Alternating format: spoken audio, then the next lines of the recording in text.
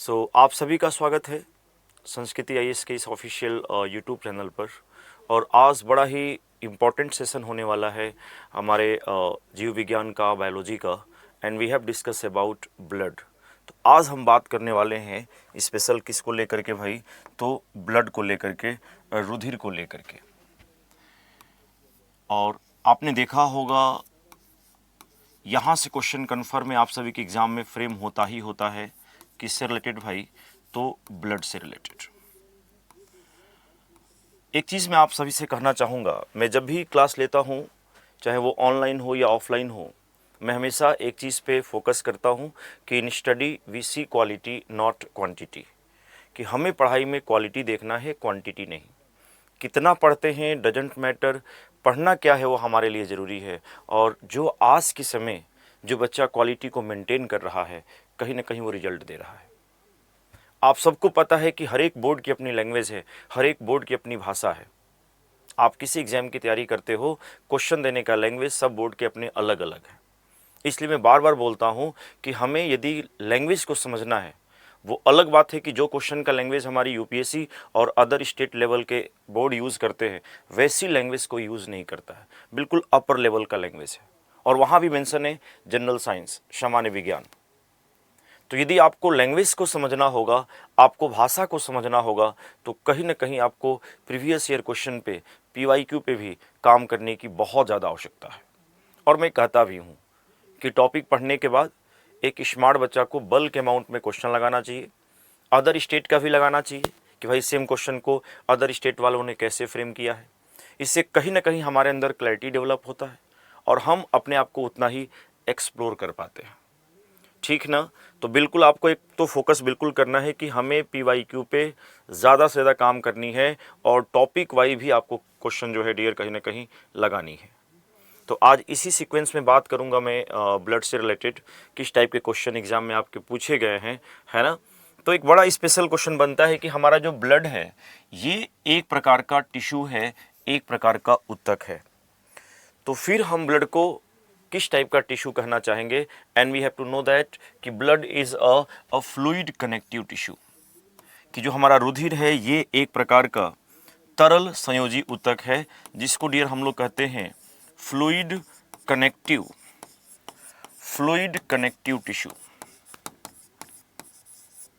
We know about कि हमारा रुधिर एक प्रकार का तरल संयोजी ऊतक है। Point to be noted as like question यहाँ से भी आपके एग्जाम में देखने को मिलता है। अब कई सारे बच्चे पूछते हैं कि सर क्या रीज़न है, क्या कारण है कि हम ब्लड को फ्लूइड कनेक्टिव टिश्यू कंसीडर कहते हैं। तो सिंपल सी बात है भाई, काम तो करता है कनेक्शन का। यदि एक ऑर्गन से अदर ऑर्गन में कोई चीज़ कनेक्ट हो रहा है, कोई चीज़ जा रहा है, तो ऑब्वियस सी बात है भाई किसके थ्रू जा रहा है, ब्लड के थ्रू जा रहा है। काम तो करता है कनेक्शन का, लेकिन है क्या, है ये तरल, है ये फ्लूइड, काम है कनेक्शन का। And group of cell that we consider about कि ये टिश्यू है। सो इसके वजह से हम कहते हैं कि ये हमारे शरीर का तरल संयोजी ऊतक है।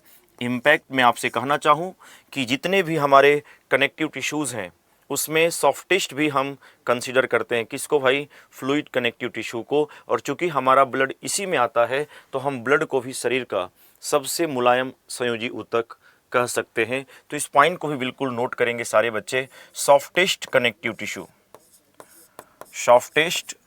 सॉफ्टेस्ट कनेक्टिव टिश्यू हमारे शरीर का सबसे जो मुलायम संयोजी ऊतक है। इट्स ऑल अबाउट, चूँकि हमारा फ्लूइड कनेक्टिव टिश्यू में आता है और ब्लड हमारा इस टाइप का ही टिश्यू है, तो हम रुधिर को भी बॉडी का सॉफ्टेस्ट कनेक्टिव टिश्यू कंसीडर कर सकते हैं। वन मोर थिंग्स मैं आपसे कहना चाहूँ कि भाई जितने भी हमारे कनेक्टिव टिश्यूज़ होते हैं, इनका ओरिजिन क्या है, इनका है ना स्रोत क्या है, ये कहाँ से ओरिजिन हुए हैं।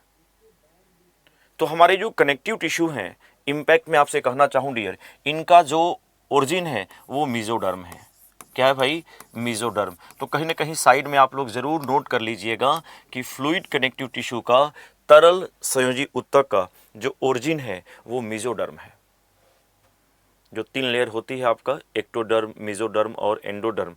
तो मेसोडर्म हमारा ओरिजिन है किसका भाई? तो फ्लूइड कनेक्टिव टिश्यू का। अब क्वेश्चन बनता है कि एक स्वस्थ व्यक्ति में, एक नॉर्मल पर्सन में ब्लड का अमाउंट कितना होना चाहिए, रुधिर की मात्रा कितनी होनी चाहिए? तो एक नॉर्मल पर्सन में, एक सामान्य व्यक्ति में जो रुधिर का अमाउंट होता है डियर, वी नो अबाउट कि वो है 5 to 6 litres. That's a normal range of blood in a healthy person. एक स्वस्थ व्यक्ति के अंदर मैंने ये ब्लड का अमाउंट कंसीडर किया है। और आप सभी को पता है कि we are talking about 5 to 6 litres inside the male. मैं ये बात कर रहा हूं डियर पुरुष के अंदर, क्योंकि एक चीज बिल्कुल याद रखिएगा कि हमेशा फीमेल में मेल के कंपैरिजन में आधा लीटर रुधिर जो है वो कम होता है। मतलब इसे अबाउट कि female contain half litre less blood in comparison to male. तो पुरुषों की तुलना में महिलाओं में मैंने क्या मेंशन किया भाई कि आधा लीटर जो ब्लड है, ये इंपॉर्टेंट पॉइंट बन सकता है, इसको जरूर कंसीडर करिएगा आप लोग। तो 1.2 हाफ लीटर जो ब्लड होता है डियर, वो कहीं ना कहीं कम होता है इनसाइड द फीमेल। और कम होने के रीज़न बहुत सारे हैं, मैं एक रीज़न नहीं कह सकता हूँ। कम होने के रीज़न बहुत सारे हैं, चाहे आप उनके मसल्स के वेट की बात कर लें, मेल के कंपैरिजन में मसल्स का भार भी कम होता है, उनकी हाइट की बात कर ले, है ना, उनके बोन्स का स्ट्रेंथ की बात कर दे, तो कहीं ना कहीं रीज़न बहुत ज़्यादा हैं। सो दैट्स वाई हम कह सकते हैं कि महिलाओं में आधा लीटर ब्लड जो है पुरुष की तुलना में क्या होता है भाई, कम होता है। और अक्सर आप लोग देखे होंगे कई बार स्टेट लेवल में एक आध क्वेश्चन फैक्चुअल भी पूछ देते हैं। तो कई बार पूछा है भाई बॉडी वेट का कितना % ब्लड होता है, तो कहीं कहीं 7% भी दिया होता है और कहीं कहीं 8% भी दिया होता है। यदि मैं बात करना चाहूँ तो मेल इनसाइड बॉडी वेट का जो ब्लड है डियर वो कितना है, 8%। और यदि मैं फीमेल की बात करना चाहूँ तो फिर मैं क्लिक कर सकता हूँ किस पे भाई, 7% पे। अब ये डिपेंड करता है ऑप्शन में किसके अकॉर्डिंग मेंशन किया गया, ऑप्शन में किसके अकॉर्डिंग मेंशन किया गया है। लेकिन हाँ, एक स्वस्थ मेल के अंदर यदि मान लो 6 लीटर्स ब्लड है और एक हेल्दी फीमेल की बात करता है, तो वी हैव टू कंसीडर कि फिर वो हमारा 5.5 कंसीडर किया जाएगा। हाफ लीटर ब्लड, ये बिल्कुल याद रखिएगा कि महिलाओं में जो है वो कहीं ना कहीं कम होता है। अब बात करते हैं डियर कि ये जो हमारा ब्लड है इसका पीएच मान कितना होता है, इसका जो पोटेंशियल ऑफ हाइड्रोजन है, जो पावर ऑफ हाइड्रोजन है, वो कितना होता है। और हम लोग बचपन से पढ़ के आए हैं कि हमारा ब्लड का जो पीएच मान होता है वो डियर 7.4 होता है। It's all about pH of blood. और ये रुधिर का पीएच मान है। आप देखो 7 से बहुत ज़्यादा नहीं है, 0.4 ज़्यादा है, स्लाइटली ज़्यादा है। दैट्स वाई हम एक टर्म यूज़ करते हैं कि हमारा ब्लड जो है डियर ये हल्का क्षारीय प्रकृति का है। It means we say about कि हमारा ब्लड स्लाइटली अल्कली नेचर का है। तो ये स्लाइटली अल्कली नेचर का है, हल्का क्षारीय प्रकृति का है।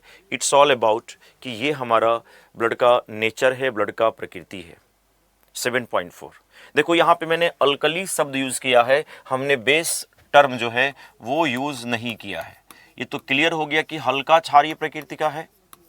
लेकिन यहाँ पे हमने जो है बेस न लिख करके अल्कली लिखा है, क्योंकि हम उसी बेस को अल्कली कहते हैं जो जल में घुलनशील होते हैं। तो वाटर सोल्यूबल जो बेस होते हैं दैट्स कंसिडर एज अल्कली। चूंकि हमारा ब्लड पानी के अंदर डिजॉल्व हो जाता है, तो दैट्स वाई हम यहाँ पे बेस ना मेंशन करके हम क्या लिखेंगे भाई, alkali. All bases are not alkali, सभी बेस अल्कली नहीं है। Only those base are alkali, वही क्षार अल्कली हैं विच आर वाटर सोल्यूबल, जो जल में घुलनशील है, जो जल में डिजॉल्व है। और इट्स ऑल अबाउट कि ब्लड, चूंकि हमारा ब्लड में पानी में ये डिजॉल्व हो जाता है, दैट्स वाई बेस्ट टर्म हम किस पे कंसीडर करेंगे भाई, अल्कली को लेकर के।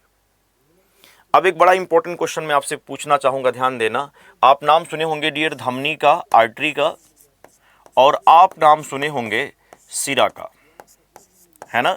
धमनी और सिरा का आपने नाम सुना होगा, जो हमारी ब्लड वेसल्स हैं, जो हमारी रुधिर वाहिका हैं। और ये आपको पता है कि धमनी के अंदर जो ब्लड फ्लो होता है वो हमारा ऑक्सीजनेटेड यानी ऑक्सीजन युक्त रुधिर जो है वो धमनी के अंदर फ्लो होता है। और डीऑक्सीजनेटेड जो आपका ब्लड होता है वो कहीं ना कहीं डियर किसके अंदर, सिरा के अंदर। धमनी की दीवार मोटी होती है, हम लोग पढ़ेंगे बहुत तरह के डिफरेंसेस धमनी और सिरा के अंदर। सिरा की जो दीवार होती है वो भाई पतली होती है। सबसे बेस्ट मैं डेफिनेशन करना चाहूँ धमनी और सिरा का, तो जो हमारे हार्ट से ओरिजिनेट होती हैं, जो हार्ट से निकलती हैं, वो कहीं ना कहीं क्या होती है हमारी धमनी, और जो हमारे टिश्यू से जनरेट होती हैं वो क्या होती है हमारी शिरा। सबसे बेस्ट जो भी हार्ट से जनरेट होती हैं वो हमारी धमनी है, और जो हमारे टिश्यू से जनरेट होती हैं वो क्या होती हैं भाई, सिरा होती है। अब यदि मान लो यही क्वेश्चन मैं आपसे पूछ दूं कि धमनी और सिरा में, इन दोनों में ब्लड फ्लो होता है, आप ये नहीं कह सकते हैं कि सिरा के अंदर सिर्फ CO2 ब्लड फ्लो होता है, O2 भी होता है, लेकिन कार्बन डाइऑक्साइड के कंपैरिजन में ऑक्सीजन का लेवल कम है, दैट्स वाई हम बोलते हैं कि डीऑक्सीजनेट। तो मान लो यदि मैं यही क्वेश्चन पूछ दूं कि धमनी और सिरा में जो हमारा ब्लड फ्लो हो रहा है, किसमें ब्लड का पीएच मान एसिडिक नेचर शो करेगा, कहीं ना कहीं वो अम्लीय नेचर भी इंडिकेट करना शुरू कर देता है, एंड दैट्स वाई हम कहेंगे कि भाई हमारे सिरा के अंदर ये काम हो सकता है, क्योंकि सिरा के अंदर कार्बन डाइऑक्साइड का जो अमाउंट होता है, डीऑक्सीजनेट ब्लड जो है वो कहीं ना कहीं ज़्यादा बहता है। और आप सबको पता है भाई कि कार्बन डाइऑक्साइड, कार्बन एक नॉन मेटल है, और नॉन मेटल के जो ऑक्साइड होते हैं आपको पता है ये अम्लीय एसिडिक नेचर के होते हैं। चूंकि कार्बन नॉन मेटल है, ऑक्सीजन से क्रिया करेगा, कार्बन डाइऑक्साइड बनाएगा, और इसकी जो प्रकृति है वो अम्लीय नेचर की है, तो कहीं ना कहीं पीएच को 7 से डाउन तो करेगा ही करेगा। इसलिए कई बार देखिएगा अलग अलग वे में भी कि ये जो मैंने पीएच मान 7.4 कंसीडर किया है डियर, ये ऑक्सीजनेटेड ब्लड इनसाइड की मैं बात कर रहा हूँ। लेकिन हाँ, जहाँ पे डीऑक्सीनेट ब्लड का अमाउंट ज़्यादा होगा तो हम ये कंसीडर कर सकते हैं कि वहाँ पे हमारा जो ब्लड का पीएच मान होगा वो 7.2 अप्रॉक्सीमेट, और इससे भी कम हो सकता है, वो अम्लीय नेचर का भी हो सकता है। मतलब जो ऑक्सीजनेट ब्लड है जहाँ पे, दैट्स ऑल अबाउट कि वहाँ पे ब्लड का पीएच मान कितना होगा 7.4, और डीऑक्सीजनेट ब्लड है वहाँ पे कहीं ना कहीं हम कंसीडर कर सकते हैं क्या भाई 7.2। और यदि आपके एग्जाम में वेरिएशन करके पूछ दिया तो फिर आपका राइट आंसर होगा डियर कि 7.35 से 7.45। कभी कभी ध्यान दीजिएगा वेरिएशन करके भी क्वेश्चन जो है आपके एग्जाम में फ्रेम हो जाते हैं। ठीक है, तो नेचर भी बिल्कुल क्लियर हो गया।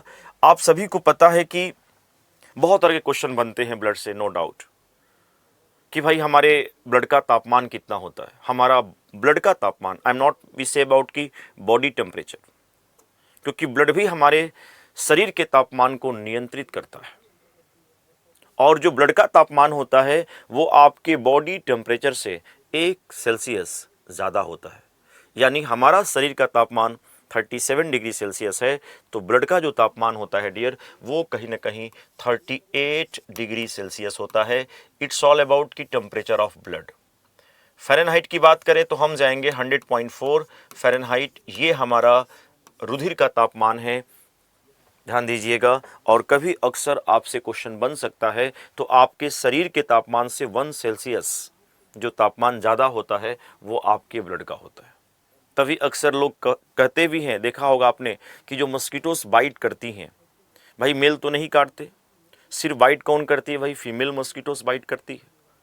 और फीमेल मस्कीटोस बाइट इसलिए करती हैं क्योंकि उनको अंडे का फॉर्मेशन करना है, और बिना प्रोटीन का वो अंडे फॉर्म नहीं कर सकती। तो वो कहीं ना कहीं ब्लड सक करके आपका जो एल्बुमिन प्रोटीन है, उस प्रोटीन के द्वारा कहीं ना कहीं ये अंडे फॉर्मेशन में वो रोल प्ले करती है। So that's why they have to suck blood, और इसलिए वो ब्लड शक करती है। तो जो फीमेल मस्कीटोज होती हैं आपके शरीर के तापमान से आपको भाप लेती हैं कि you are a blood containing person. तो शरीर के तापमान से भी कहीं ना कहीं वो आपको बाइट करती है, क्योंकि उनको ब्लड की नीड है। क्योंकि मेल मस्कीटोज अंडे देते नहीं है, सो दैट्स वाई डियर वो कहीं ना कहीं बाइट नहीं करते, वो प्लांट फ्रूट के जूस वगैरह से लाइफ जो है सर्वाइव करते हैं। कहते हैं ना कि हम जो कार्बन डाइऑक्साइड एक्सहेल करते हैं, CO2 भी सबसे अधिक कहीं ना कहीं आकर्षित करने काम करता है फीमेल मस्कीटोज को आपके तरफ। कुछ लोग कहते हैं, देखिएगा, कि जिनको ज़्यादा पसीने आते हैं, जिनको ज़्यादा स्वेट्स रिलीज होते हैं, पसीना भी कहीं ना कहीं मस्कीटोज को आपके तरफ अधिक आकर्षित करने का काम करता है। पैर के तलवे की स्मेल से भी वो कहीं ना कहीं आपके तरफ अटैच होती हैं और बाइट करती है। तभी देखे होंगे बहुत लोग रनिंग करके आते हैं, जिम करके आते हैं, पसीने ज़्यादा निकला हुआ है तो कहीं ना कहीं उनको मस्कीटोज ज़्यादा काटती है।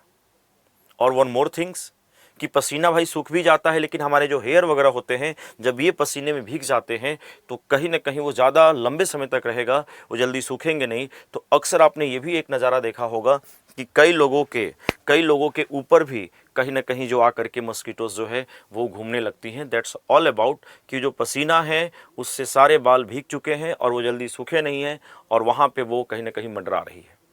और नेचर की खुशबू देखिए यार, उनको पता है कि हम इनके बॉडी के अंदर इंजेक्ट करेंगे अपने स्टिंग को, तो इनके क्लॉटिंग फैक्टर है जो कहीं ना कहीं ब्लड क्लॉट कराएगा। और जब ब्लड क्लॉट हो जाएगा उस एरिया का तो सिंपल सी बात है भाई, हम ब्लड सक नहीं कर पाएंगे, इसलिए वो एंटी क्लॉटिंग एजेंट छोड़ती है।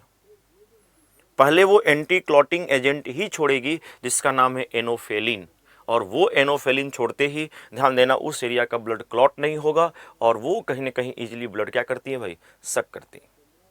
तो आपके ब्लड के तापमान से भी वो भाप लेती है कि वर अ ब्लड कंटेनिंग पर्सन। तो ये कहीं ना कहीं ब्लड का तापमान है। और बहुत सारे ऐसे क्वेश्चन पे हम लोग चर्चा करेंगे कि भाई ब्लड बैंक में ब्लड को कितने टेम्परेचर पे स्टोर करते हैं, वो कौन सा केमिकल है, वो कौन सा रसायन है जिसका प्रयोग हम लोग ब्लड बैंक में करते हैं ताकि हमारा ब्लड क्लॉट ना हो, थक्का ना बने। लाइक वी नो अबाउट की सोडियम सिट्रेट या पोटेशियम सिट्रेट। इन तमाम बातों पे हम लोग चर्चा करेंगे नो डाउट। लेकिन अभी हम बात करेंगे कि हमें ब्लड में पढ़ना क्या क्या है, क्योंकि अभी हमें कंटेंट को बिल्डअप करना है, ठीक ना। और मैं बार बार बोलता हूं कि भाई आज के दौर में जो साइंस के क्वेश्चन आ रहे हैं वो डायनेमिक भी पूछा जा रहा है, वो आपके एग्जाम में कंसेप्चुअल भी मेंशन किए जा रहे हैं, देख ही रहे हो आप लोग, फैक्चुअल का भी कॉम्बिनेशन है। तो इस पे कहीं ना कहीं हमें चर्चा करने की नीड है कि हम अपने आप को साइड से ही लेके चले। और आप सबको पता है भाई साइंस एक डायनेमिक सब्जेक्ट है, एक गतिशील विषय है, नए नए रिसर्च होते रहते हैं। एक स्मार्ट बच्चा ऐसे रिसर्च पे कहीं ना कहीं अच्छा काम करके जाता है।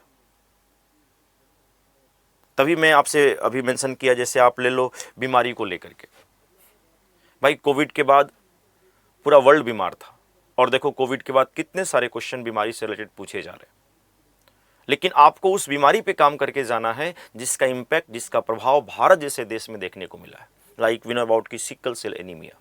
हमने टारगेट किया है सिकल सेल एनीमिया को कि 2047 तक हमें सिकल एनीमिया एनीमिया को इरेडिकेट करना है, रूट आउट करना है, जड़ से ख़त्म कर देना है, इसका उन्मूलन करना है। और उन्मूलन करने के लिए कहीं ना कहीं डियर हम लोग, आप देखो जो जीन थेरेपी क्रिस्पर आधारित ग्लोबल में जो जीन थेरेपी है उसका प्राइस रेट 20 से 25 करोड़ है। आप कल्पना करो कि क्या कोई सामान्य व्यक्ति, नॉर्मल फैमिली का कोई व्यक्ति उसका प्रयोग कर सकता है जिनके पास पैसे नहीं है। तो भारत का ये इंपैक्ट है कि भाई सिकल सेल एनीमिया में चूंकि हम दूसरे नंबर पे हैं और आपको पता है कि इसमें आरबीसी की शेप सिकल जैसी हो जाती है, वो जो क्रिसेंट मून होते हैं ना, एज लाइक देखा होगा आपने जो साउथ इंडियन वाले लेके दौड़ते रहते हैं मूवीज में, कुछ ऐसे लुक में हंसी आकार दरांती के शेप में हमारी हो जाती है आरबीसी की शेप। और देखो अभी अपडेट न्यूज़ आया है कि भारत जो है क्रिस्पर आधारित जीन थेरेपी स्वदेशी विकसित किया है। CSIR institute of genomic and integrated biology ने इसको डेवलप करने का काम किया है, जिसका नाम रखा गया है बिरसा 101। ये जो बिरसा मुंडा भगवान हैं उनके सम्मान में भारत की पहली स्वदेशी क्रिस्पर आधारित जीन थेरेपी को विकसित किया गया है। और एक स्मार्ट बच्चा ऐसे ऐसे सेगमेंट पे बिल्कुल पढ़ के जाता है, क्योंकि आपको पता है जिस बीमारी को टारगेट किया गया हो और वहाँ से क्वेश्चन न आए, ऐसा हो ही नहीं सकता है। आप ले लो टीबी, 2025 का समय था हमें अपने देश से टीबी को इरेडिकेट करना था, हम चूक गए, 2 साल एक्सटेंड करना पड़ा। आपको नहीं लगता है यार आने वाले दिनों में यहाँ से क्वेश्चन आएंगे कि हाँ भाई जो विश्व टीबी दिवस है उसका थीम क्या है 2027 का, 2026 का, 2026 का? दैट्स ऑल अबाउट कि क्वेश्चन का एंगल लेगा। तो कहीं ना कहीं हमें इन सभी पहलुओं पे चर्चा करने की नीड है और तब जाके कहीं ना कहीं हमारे अंदर वो क्लैरिटी आएगी। और जो बच्चा इस लेवल में पढ़ेगा तो कन्फर्म है भाई वो क्वेश्चन को तो आंसर में कन्वर्ट करेगा ही करेगा। लेकिन बात करते हैं कि हमें ब्लड में अभी पढ़ना क्या क्या है, तो एक चार्ट के माध्यम से चीज़ों को हम लोग समायोजित करते हैं। और यहाँ पे मैं ब्लड को डियर 2 पार्ट में बांटने का काम करूँगा। रुधिर को मैं यहाँ पे 2 भागों में बांटूंगा और एक हमारा है प्लाज्मा। वी नो अबाउट कि एक हमारा है प्लाज्मा और दूसरा हमारा है blood corpuscles. It's all about कि ब्लड कॉर्पसल्स। कहीं कहीं देखिएगा ब्लड सेल्स भी लिखा रहता है और कहीं कहीं फॉर्म्ड एलिमेंट भी लिखा रहता है, जिसको हिंदी में हम लोग कहते हैं डियर रुधिर कणिकाएं। रुधिर कणिकाएं। अब इस ब्लड कॉर्पसल्स में हमें डियर 3 सेगमेंट को कंसीडर करना है। इसमें एक तो हमें पढ़ना है आरबीसी। नाम सुना होगा आपने, रेड ब्लड कॉर्पसल्स। मैं इसको सेल नहीं बोलूंगा क्योंकि सेल का जो टिपिकल फीचर होता है वो आरबीसी के अंदर नहीं होता है। आप देखो एक मैच्योर आरबीसी के अंदर न्यूक्लियस भी नहीं होता है, एक आरबीसी के अंदर माइटोकॉन्ड्रिया भी नहीं होता है, गोल्जी बॉडी भी नहीं होता है। तो सेल का जो टिपिकल फीचर है वो आरबीसी के अंदर एब्सेंट होता है। दैट्स वाई हम आरबीसी को सेल ना बोल करके हम कहेंगे कणिका कॉर्पसल्स। और बहुत तरह के एग्जाम ओरिएंटेड क्वेश्चन यहां से बनते हैं। रेड ब्लड कॉर्पसल्स, लाल रुधिर कणिका। और इसी आरबीसी का एक टेक्निकल नेम भी मैं आपको शेयर करना चाहूं, एंड दैट्स ऑल अबाउट, जिसका नाम है डियर एरिथ्रोसाइट। तो ये जो एरिथ्रोसाइट है, ये जो आपका एरिथ्रोसाइट है, ये कहीं ना कहीं आरबीसी का टेक्निकल नेम है। आजकल देखो ब्लड टेस्ट कराते हो तो ज़्यादा जो है यही नाम लिख के आता है, एरिथ्रोसाइट। सेकेंड जो हमें पढ़ना है ब्लड कॉर्पसल्स में डियर, वो हमारा है डब्ल्यूबीसी, व्हाइट ब्लड सेल। इसको हम लोग बोलते हैं leucocyte. That's all about. The other name of WBC is leucocyte. तो इसको हम लोग ल्यूकोसाइट कहते हैं। जैसा काम वैसा नाम। अब चूंकि एरिथ्रोस का मतलब होता है रेड और साइट ये सेल चूंकि रेड कलर निकालती है, that's why name become RBC, red blood corpuscles. Platelets का जो नाम है डियर, ये प्लेटलेट्स, इसको डियर हम लोग थ्रोम्बोसाइट के नाम से भी जानते हैं। ये नाम आपने सुना भी होगा। तो प्लेटलेट्स न दे करके यदि आपके एग्जाम में थ्रोम्बोसाइट का जिक्र करता है, सो दैट्स ऑल अबाउट कि भाई बात प्लेटलेट्स की ही हो रही है। कहीं कहीं देखा होगा आपने, शुद्ध हिंदी में लिखा रहता है रुधिर विम्बाणु। तो प्लेटलेट्स को जो है रुधिर विम्बाणु, ये शब्द भी कहीं ना कहीं आपको देखने को मिलता है। दैट्स ऑल अबाउट कि प्लेटलेट्स का ही अदर नेम है। और नो डाउट मैं आपसे कहना चाहूँ, यही मेन चार्ट है जो हमें कहीं ना कहीं पढ़ लेना है। और ध्यान देना, जो बच्चा इतने कंटेंट को कवर करता है, मेरा मानना है कि 70% क्वेश्चन वो यहाँ से टैकल कर ले जाएगा। 70% क्वेश्चन।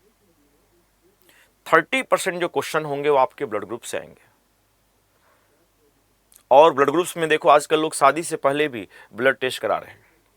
और बहुत तरह के क्वेश्चन यहां से बनते हैं कि भाई आरएच इनकॉम्पैटिबिलिटी क्या होती है, आरएच अयोग्यता क्या होता है, बॉम्बे ब्लड क्या होता है, जिसमें एच नाम का एंटीजन क्या होता है भाई, नहीं होता है। तो उनका कोई ब्लड ग्रुप डिसाइड ही नहीं होता है।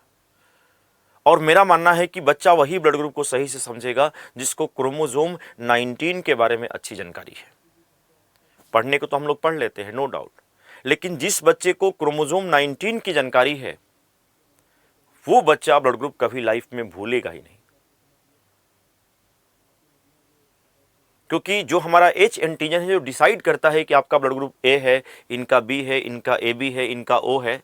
एच ही मॉडिफाई होता है डियर। ए में हुआ तो ए हो गया, बी में मॉडिफाई हुआ तो बी, दोनों में मॉडिफाई हुआ तो ए बी, और किसी में मॉडिफाई नहीं हुआ तो ओ। लेकिन आप कल्पना करो, वो जीन जो क्रोमोसोम नंबर 19 पर है, और यदि वो जीन एच एंटीजन नहीं बनाया, तो आप कल्पना करो कि क्या उस व्यक्ति का कोई ब्लड ग्रुप हो सकता है। और वही हमारा बॉम्बे ब्लड है। तो मेरा कहने का मतलब है कि 30% क्वेश्चन आपके ब्लड ग्रुप से भी पूछे जाएंगे। और हम स्पेशल क्रोमोसोम 19 पे भी चर्चा करेंगे कि कैसे ये सेगमेंट पे बात हो रही है। लेकिन अभी की बात करें हम यहाँ पे, तो डियर हम बात करेंगे सिंपल वे में परसेंटेज, कौन कितना अमाउंट में है। और ये परसेंटेज मैं किसी ब्लड रिपोर्ट का नहीं लिख रहा हूँ, ये परसेंटेज मैं at to the point NCERT का ही मेंशन कर रहा हूँ। और हमारे ब्लड में जो प्लाज्मा है डियर, इट्स ऑल अबाउट कि ये 55% है। ये 55% प्लाज्मा हमारे ब्लड के अंदर है। बाकी बचा कितना भाई? तो बाकी बचा डियर आपका 45%। तो 45% में हमारे डियर क्या आ जाते हैं? ब्लड कॉर्पसल्स आ जाते हैं। अब देखो इस 45% में हमारे पास तीन है, हमारे पास आरबीसी है, डब्ल्यूबीसी है और प्लेटलेट्स है। तो इस 45% का जो 99% है ना, जो 99% है डियर, इट्स ऑल अबाउट कि वो हमारी आरबीसी है। क्वेश्चन पूछ दिया which cells I mean present bulk amount in our blood, भाई हमारे ब्लड में सबसे अधिक मात्रा में कौन है? सो दैट्स ऑल अबाउट कि वो हमारी आरबीसी है, वो हमारी एरिथ्रोसाइट। सबसे कम मात्रा में जो है डियर, इट्स ऑल अबाउट 0.2%, ये हमारी डब्ल्यूबीसी है। और यदि मैं बात करना चाहूं प्लेटलेट्स को लेकर के, तो 0.8% आपके ब्लड में प्लेटलेट्स है। आपसे क्वेश्चन बनेगा भी या तो हाईएस्ट नहीं तो लोवेस्ट, और सबसे कम देखो कौन है भाई? 0.2%। अब ये ज्यादा हो गया तो ठीक है, कम हो गया तो ठीक नहीं है भाई। ज्यादा हो गया तो ठीक नहीं, कम हो गया तो ठीक नहीं, इसका रेंज बैलेंस होना जरूरी है। अब यदि यही आरबीसी आपकी बढ़ जाती है तो आपको पता है भाई आरबीसी बढ़ेगी तो हमारा ब्लड क्या होगा? डेंस। और आरबीसी के बढ़ने से एक बीमारी होती है, नाम सुना होगा आपने, पॉलीसाइथीमिया। पढ़ेंगे हम लोग पॉलीसाइथीमिया। और सेम क्वेश्चन अभी आपके स्टेट लेवल में पूछा गया था कि पॉलीसाइथीमिया किससे संबंधित है? इट्स ऑल अबाउट वो आरबीसी से ही तो है। और आरबीसी कम हो गई, हम लोग पढ़े हैं ना एनीमिया, आरबीसी कम होने को एनीमिया कहते हैं, या हम चाहे तो बोल सकते हैं एरिथ्रोसाइटोपिनिया। ये पिनिया जहां भी जुड़ता है हमेशा कमी को दिखाता है। ये पिनिया जहां भी आ जाए आप श्योर सर्टेन हो जाइए कि कहीं ना कहीं आरबीसी के कमी को यहां पे दिखाने की बात हो रही है। पिनिया टर्म जुड़ने का मतलब है कमी। यही डब्ल्यूबीसी बढ़ गई, so it's cause we know about blood cancer जिसका नाम है ल्यूकीमिया। और डब्ल्यूबीसी कम हो गई तो नाम जोड़ दीजिए penia, it's consider as leucocytopenia. It means आपका जो इम्यून सिस्टम है वो वीक हो गया, you are enable to fight with foreign particles, आप बैक्टीरिया वायरस से लड़ नहीं पाएंगे। अब ज्यादा हो गया ब्लड कैंसर, आपको पता है भाई कैंसर आज के समय चर्चा का विषय बना पड़ा है। आने वाले एग्जाम में कैंसर से क्वेश्चन ना ऐसा हो ही नहीं सकता है। तो आपने देखा कि जो ल्यूकीमिया है, ब्लड कैंसर को लेकर के भारत ने जो थेरेपी विकसित किया है जिसका नाम रखा गया डियर नेक्सकार 19। ये भारत की पहली कार टी सेल थेरेपी है जिसका नाम रखा गया है नेक्सकार 19। और ये ब्लड कैंसर, ल्यूकीमिया, आपका जो बी सेल लिम्फोमा जैसे कैंसर के इलाज के लिए बहुत ही अच्छा काम कर रही है नेक्सकार 19। इसका नाम इसलिए नेक्सकार 19 रखा गया है क्योंकि ये नई पीढ़ी की है, नेक्स्ट जनरेशन है। और कार का मतलब यहाँ पे काइमेरिक एंटीजन रिसेप्टर, यही कार जीन को हम लोग अटैच करेंगे अपने टी सेल पे, टीसी सेल, क्योंकि हमारी इम्यून सिस्टम सबको धो देती है, सबको मार देती है, लेकिन हमारी इम्यून सिस्टम के अंदर कैंसर सेल को मारने की क्षमता नहीं होती है क्योंकि वो कैंसर सेल को पहचान नहीं पाती है। तो ये थेरेपी कहीं ना कहीं नेक्स्ट जनरेशन की है, काइमेरिक एंटीजन रिसेप्टर, यही कार को हम टीसी सेल पे अटैच करेंगे। और 19 इसलिए नाम पड़ गया डियर क्योंकि ये हमारा एक एंटीजन है, एक प्रोटीन है जिसका नाम है CD19, क्लस्टर ऑफ डिफरेंशिएशन। और ये cluster of differentiation that's present on B cells, और ये बी सेल्स पे पाई जाती है। स्पेशली जो कैंसर सेल वाली बी सेल है उन पे इनकी संख्या ज़्यादा है। और इस प्रोटीन को पहचानने का काम कौन करेगा भाई? तो हमारा टीसी सेल करेगा, जो साइटोटॉक्सिक होता है डब्ल्यूबीसी का। हम लोग पढ़ेंगे डब्ल्यूबीसी के बारे में, और जैसे पहचान करेगा वो और तुरंत कैंसर सेल को मारना शुरू कर देगा। अब आपको जान के हैरानी होगी कि ये जो कार टी सेल थेरेपी है, ये कार टी सेल थेरेपी है, ये अमेरिका में डियर मैं आपको बताना चाहूं 1980 के दशक से प्रयोग में लाया जा रहा है। लेकिन ये उपलब्धि अभी हमने हासिल किया है। लेकिन वन मोर थिंग्स कि अमेरिका से कहीं ज़्यादा एफिशिएंसी इसका है, सक्सेस रेट।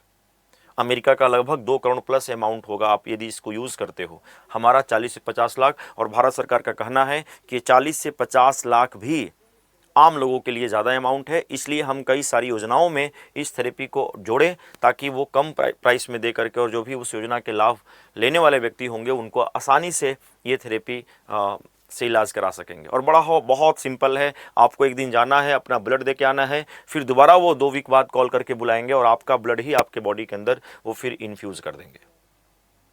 आपको नहीं लगता है कि यहाँ से क्वेश्चन आएगा? Tata memorial hospital, IIT Bombay और इम्यूनो एसीटी ने इसको डेवलप करने का काम किया है। और जो हमारी CDSCO है, central drug standard control organisation, वही डियर कहीं ना कहीं अप्रूव करती है।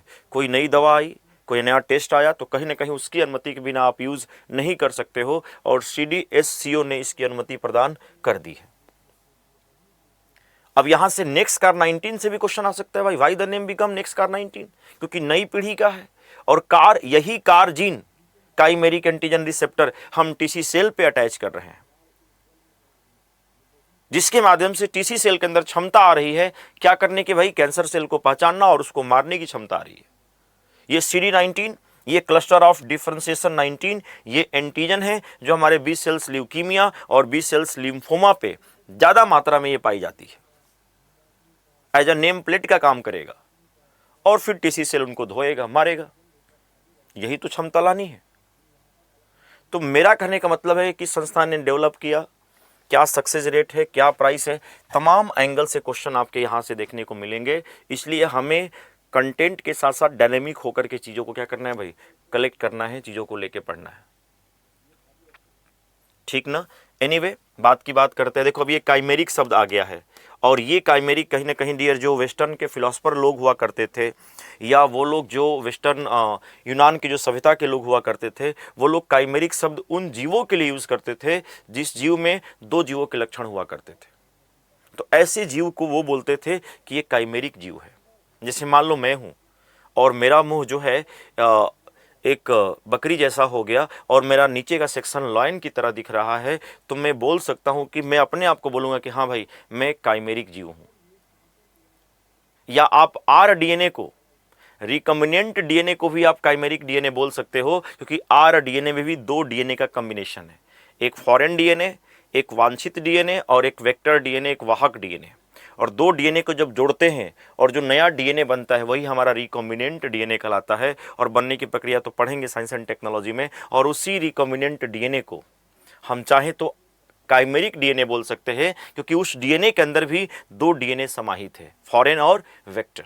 बोल नहीं सकते हैं काइमेरिक। तो काइमेरिक एंटीजन रिसेप्टर, और यही कार जीन को हम एज अ T सेल पे अटैच करते हैं, और ये सारी लैब में चीज़ें की जाती है। एनीवे, ये बात की बात है।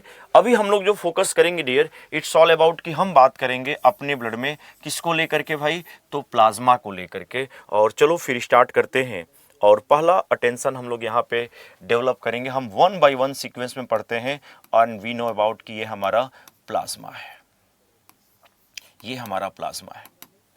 एक तो प्लाज्मा का परसेंटेज बिल्कुल याद रखे रहिएगा, दैट्स ऑल अबाउट। मान लो क्वेश्चन पूछ दे भाई प्लाज्मा कितना परसेंट होता है, ये तो बिल्कुल क्लियर हो गया कि 55% है। अब बात यह है कि भाई प्लाज्मा की हमें नीड कब पड़ती है, प्लाज्मा की हमें आवश्यकता कब पड़ती है। तो अक्सर देखा होगा आपने व्यक्ति, जब कोई व्यक्ति जल जाता है ना, तो जला हुआ व्यक्ति को पहला चीज यदि इंजेक्ट किया जाता है बॉडी के अंदर, सो दैट्स ऑल अबाउट कि वो डियर प्लाज्मा ही होता है। जला हुआ व्यक्ति में तो कंपलसरी है। अब इसके पीछे क्या रीजन है अभी आपको पता चलेगा। आप ऑर्गन ट्रांसप्लांट कराते हो, ऑर्गन ट्रांसप्लांट में भी प्लाज्मा जो है आपको दिया जाता है। या आपको डेंगू हो गया और डेंगू केस में आपका जो प्लेटलेट्स है वो डाउन हो गया, प्लेटलेट्स चढ़ाने से पहले भी डॉक्टर्स जो है डियर कहीं ना कहीं आपको प्लाज्मा चढ़ाते हैं। लेकिन जला हुआ केस में, बर्निंग केस में प्लाज्मा पहली बार इंजेक्ट किया जाएगा। और देखा होगा आपने बिल्कुल पीले कलर की एक थैली होती है, एक बिल्कुल पीले कलर की थैली होती है, और इट्स ऑल अबाउट कि वो प्लाज्मा ही तो है। यानी यदि मैं कहना चाहूं कि प्लाज्मा किस रंग का द्रव है भाई, कैसा है ये, तो मैं यही लिखूंगा कि यह पीले रंग का द्रव है। It's a pale yellow colour या स्ट्रॉ कलर, पीले रंग का द्रव है।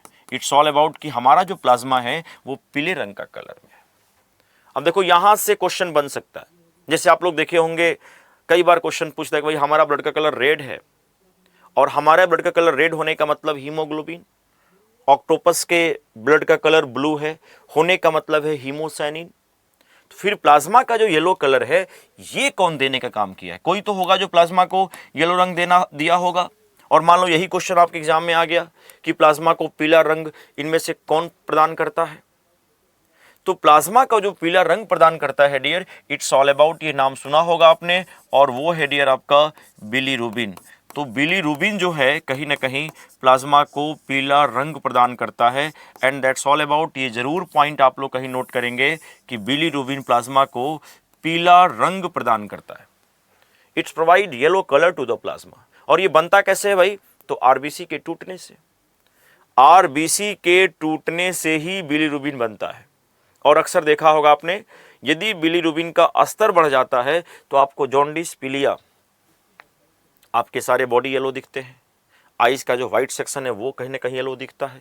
इस बिलीरुबिन का स्तर बढ़ने की वजह से तो प्लाज्मा का येलो कलर स्पेशल देखा जाए तो बिलीरुबिन, और एक कैरोटीन भी होता है, नाम सुना होगा आपने कहीं ना कहीं, वो कैरोटीन भी प्लाज्मा को एज लाइक येलो कलर देने का काम करता है। हालांकि वो कैरोटीन पिगमेंट जो आपके काउज मिल्क में भी होता है, जो कहीं ना कहीं मिल्क को येलो कलर देने का काम करता है। तो इट्स ऑल अबाउट, डिपेंड करता है कि क्वेश्चन के एंगल किस वे में पूछा है।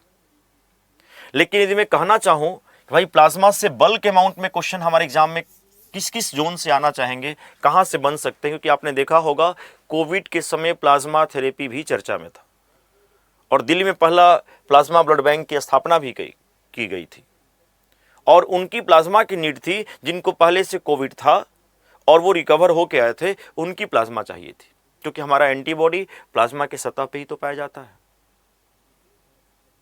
सो इट्स ऑल अबाउट, मैं बात करने वाला हूं अभी कि प्लाज्मा से क्वेश्चन कहां से आएगा। तो प्लाज्मा से क्वेश्चन डियर आएगा इसके कंपोजिशन से, कि प्लाज्मा का संघटन क्या है, कंपोजिशन क्या है। क्योंकि मुझे पता है आपको रिसर्च नहीं करना है, आपको बाई हुक और बाई क्रूक अपने एग्जाम को क्रैक करना है, और एग्जामिनर वहां पे जाना चाहता है जहां पे आप न जाए, वहां से वो क्वेश्चन कहीं ना कहीं उठा के लाते हैं। So we have talking about composition of plasma, और सारे बच्चे बिल्कुल फोकस करेंगे यहां पे। मैं एक बार मेंशन करना चाहूं dear, composition, composition of plasma. मैं बात करने वाला हूं कि प्लाज्मा का संघटन क्या है। ये प्लाज्मा जो ब्लड का 55% है, इसका मेन कंपोजिशन क्या है, इसका मेन संघटन क्या है। और संगठन में पहला चीज जो प्लाज्मा के अंदर मैं आपको बताना चाहूं, और वो पहला चीज है डियर आपका वाटर। ये क्वेश्चन कई बार पूछा गया है कि हमारे प्लाज्मा जो ब्लड का 55% है, इसके अंदर जल कितना होता है, इसके अंदर पानी कितना होता है। और हमारे प्लाज्मा में पानी ही पानी है देखा जाए तो डियर, इट्स ऑल अबाउट कि 90 से 92%, 90 से 92% हमारे प्लाज्मा के अंदर पानी है। और यहां से एक बड़ा क्रक्स क्वेश्चन बनता है आपके पेपर में कि रुधिर का जो तरल भाग है, जो मैट्रिक्स भाग है, वो कौन है। So we have to focus on that कि प्लाज्मा है। और तरल भाग, मैट्रिक्स भाग इसलिए कहते हैं that's contain bulk amount of water. अब एक चीज मैं आपको बताना चाहूं, ध्यान दीजिएगा, इस बात को बिल्कुल नोट करेंगे कि रुधिर का तरल भाग, रुधिर का तरल भाग, या हाइफन देके मैं लिख दे रहा हूं डियर, क्या, तो मैट्रिक्स, मैट्रिक्स भाग प्लाज्मा को कहते हैं। तो ये मैट्रिक्स क्या है भाई, ये मैट्रिक्स है क्या। तो सेल के बीच में जो गैप होता है ना, सेल के बीच में जो गैप होता है डियर, वो हमारा मैट्रिक्स कहलाता है। और उस गैप में जो भरा होगा वो क्या कहलाएगा, मैट्रिक्स पार्ट कहलाएगा। सेल के बीच में जो गैप है वो मैट्रिक्स है, कोशिकीय अवकाश बोल सकते हैं उसको हम, सेलुलर स्पेस जो गैप देखने को मिला। अब चूंकि हमारे ब्लड में आरबीसी भी है, डब्ल्यूबीसी भी है, प्लेटलेट्स भी है, ये सारे सेल्स कहीं ना कहीं क्या है, मौजूद है, तो इनके बीच में गैप तो होगा ना, उस गैप को हम कहेंगे मैट्रिक्स। और उस गैप में जो होगा वो हमारा क्या कहलाएगा, मैट्रिक्स भाग कहलाएगा।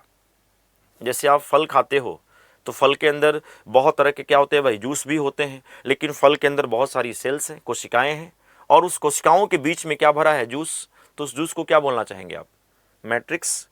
तो सेल के बीच में जो गैप प्लेस होता है वो मैट्रिक्स कहलाता है, और उस मैट्रिक्स में जो होगा इट्स ऑल अबाउट कि वो मैट्रिक्स भाग कहलाएगा। तो हमारे आरबीसी, हमारे डब्ल्यूबीसी सेल के बीच में जो गैप है, उस गैप के अंदर कहीं ना कहीं प्लाज्मा है भाई। सो दैट्स ऑल अबाउट कि वो हमारा मैट्रिक्स भाग है। कहते हैं ना कि ब्लड से जब सारा सेल्स बाहर निकाल देते हैं तो जो बचता है वो क्या कहलाता है, हमारा प्लाज्मा कहलाता है। Blood minus cells, blood minus cells, that's all about plasma.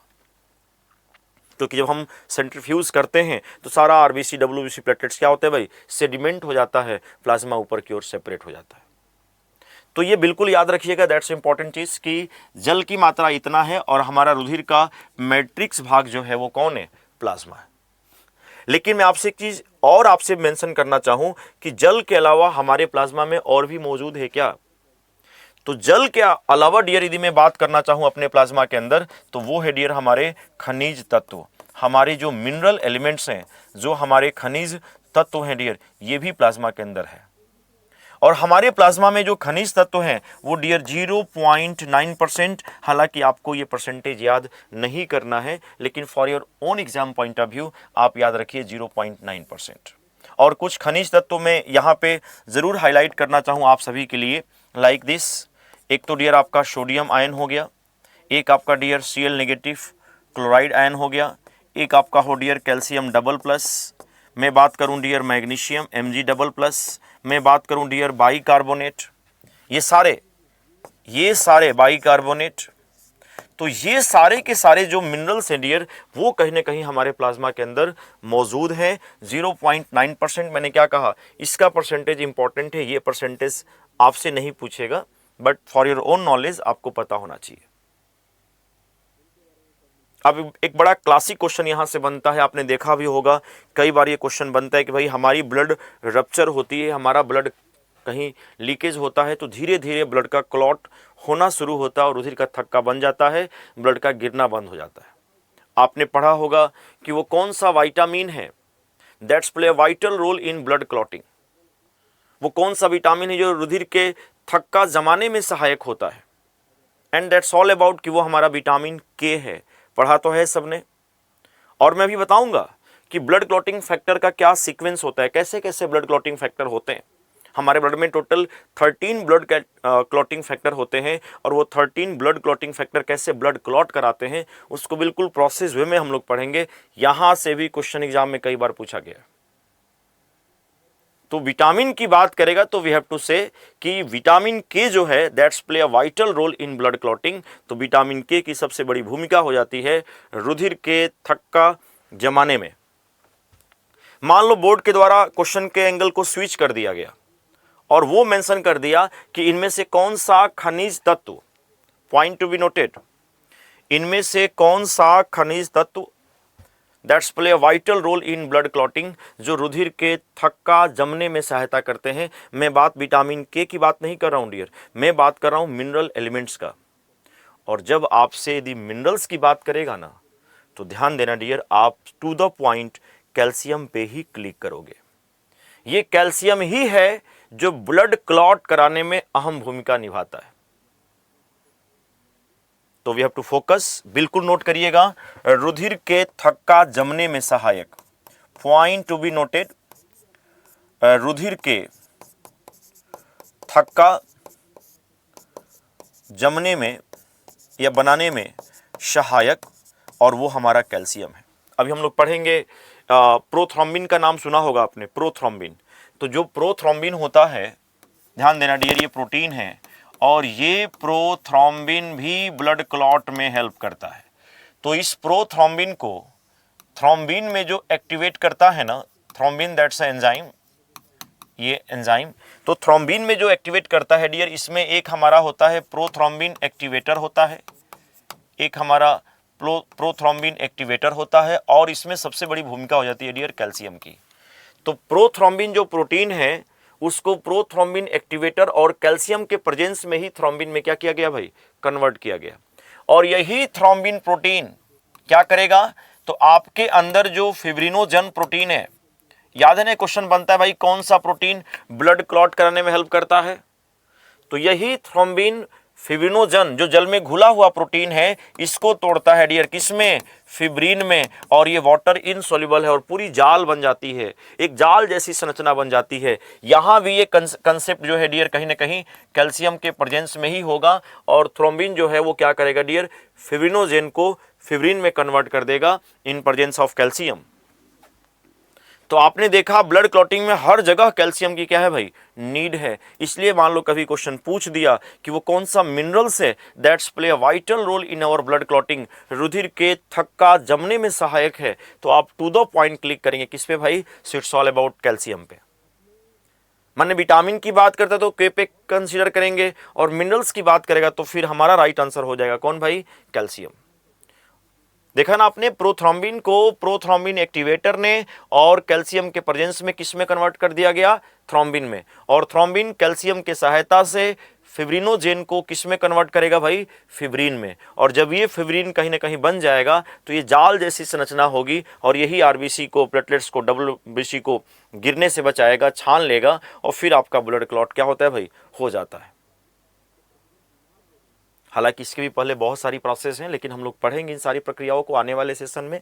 अभी तो मैं सिर्फ यहाँ पे रोल बताया किसका भाई, कैल्शियम का।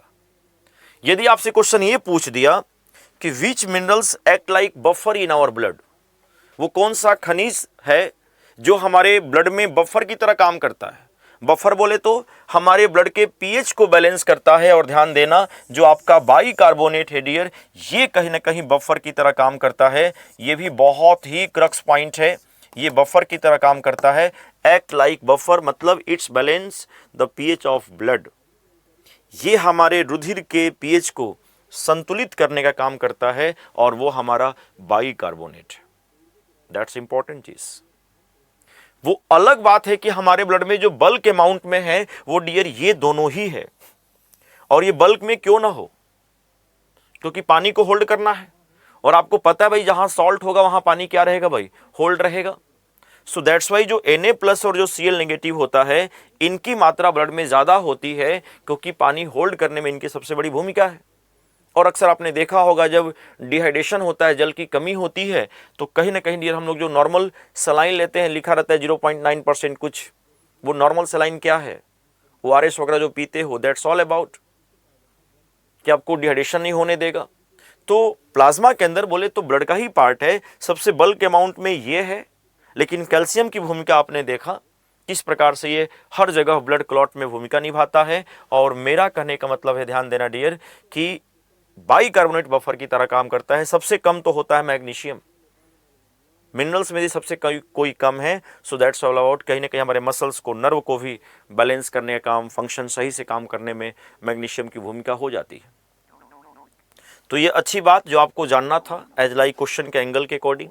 तो प्लाज्मा के अंदर जल भी क्लियर हो गया, और प्लाज्मा के अंदर मिनरल्स भी क्लियर हो गए, और ये क्वेश्चन के एंगल जो आपसे बन सकते हैं, ये बफर वाला बिल्कुल याद रखिएगा, जो ब्लड के पीएच को बैलेंस करने वाला कौन है, और ये कहीं ना कहीं याद रखिएगा जो ब्लड क्लॉट कराता है। इस तरह के क्लॉटिंग प्रोसेस अभी हम लोग पढ़ेंगे आने वाले सेशन में। स्टार्टिंग से लेकर लास्ट तक यही बनेगा, फिब्रिन, फिर मेश बनेगा, और जाल बन जाती है जो आरबीसी डब्ल्यूबीसी प्लेटलेट्स को है ना कहीं फिल्टर कर देगी, और उसको नीचे नहीं जाने देगी, बिल्कुल ब्लड क्लॉट हो जाएगा।